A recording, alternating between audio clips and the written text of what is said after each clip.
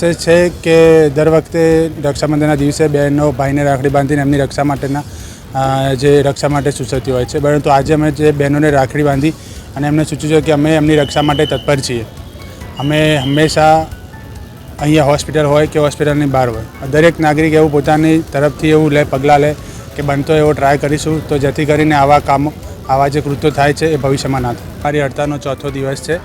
અને અમારી હડતાળમાં માંગ એ છે કે જે આરજીકર મેડિકલ કોલેજ કોલકાતામાં જે આ ઘૃણાસ્પદ કામ થયું, તો એમની જે પીડિતા છે એને ન્યાય મળે અને જે આ ડૉક્ટરો અને પેરામેડિકલ સ્ટાફ કે જે હેલ્થકેર વર્કર છે એમની જે સુરક્ષામાં જે લૂફોલ્સ છે હોસ્પિટલમાં, તો એ હોસ્પિટલ જલ્દી તકેદારી પગલાં લે અને જે સેફ્ટી માટેના જે અમુક પગલાં છે, સીસીટીવી કેમેરા છે કે હેલ્થકેર વર્કર છે એટલે જે સિક્યુરિટી ગાર્ડ છે, અને બીજું કે જે એક સેન્ટર પ્રોટેક્શન એક્ટ કે જે લાવે ડૉક્ટર્સ માટે અને હેલ્થકેર વર્કર માટે, કે જેના કરીને એમને એક પ્રોટેક્શન મળે.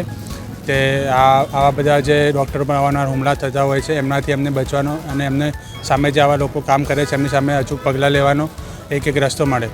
અને અમે આજે રક્ષાબંધનના દિવસે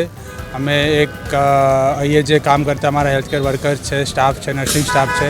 એમને અમે આજે ભાઈઓએ સામે રાખડી બાંધી અને બહેનોને રાખડી બાંધી છે. અમારું પ્રતીક સૂચવાયું છે કે અમે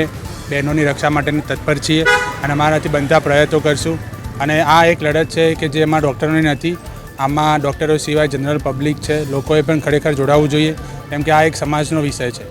हमसे जुड़े रहने के लिए हमारे YouTube चैनल को सब्सक्राइब करें और नई वीडियो की नोटिफिकेशन के लिए बेल आइकॉन को दबाएं.